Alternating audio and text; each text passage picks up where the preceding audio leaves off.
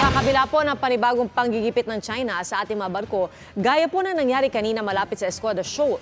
Tiniyak ng Armed Forces of the Philippines na tuloy ang mga misyon sa mga lugar na sakop ng ating exclusive economic zone. Nakatutok si Darlene Kai. Sa kabila ng pagpapakawala ng flares ng Air Force ng China's Maritime Domain Awareness Patrol ng Bureau of Fisheries and Aquatic Resources o BFAR at Philippine Coast Guard sa Baho de Masinloc sa Zambales, pati paglabas ng flares ng China sa Air Patrol ng BFAR sa Subi Reef o Zamora Reef, ang Armed Forces of the Philippines o AFP tiniyak na tuloy ang mga misyon sa mga lugar na sakop ng ating exclusive economic zone.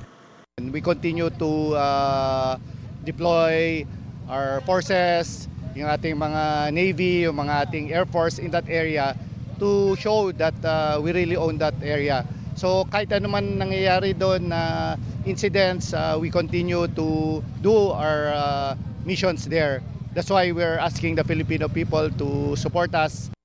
Ayon sa isang security analyst, malinaw na sa dagat man o himpapawid, walang patid ang pangaharas ng China sa West Philippine Sea. Kanina, ang BRP datos sa anday ng BFAR ilang beses ulit binangga at na water cannon ng mga barko ng China Coast Guard at ginipit ng Chinese maritime militia vessels malapit sa Escoda o Sabina Shoal na tinatawag ng China na Xianbin Reef. Pag na-control ho nila yan, talagang maka-cut off na ho nila yung ating mga land features na ino-occupy natin.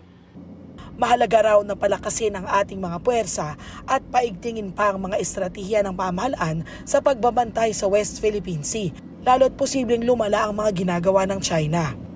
Hindi na lang flare ang kanilang pakakawalan. Mangyayari kaya, posible kaya mangyari yon, Doc? Gigil na po sa atin eh.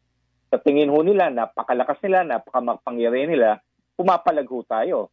Kailangan natin hong bumili, pero at the same time bibili tayo, pero kailangan i-develop din ho natin ang industry natin. Ang ating mga kaalyado tulad ng Amerika at Japan muling nagpahayag ng suporta sa Pilipinas kasunod ng mga panibagong aksyon ng China. Para sa GMA Integrated News, Darlene Kai, nakatutok 24 oras. Mga kapuso, patuloy na tumutok sa mga balita. Mag-subscribe sa GMA Integrated News sa YouTube.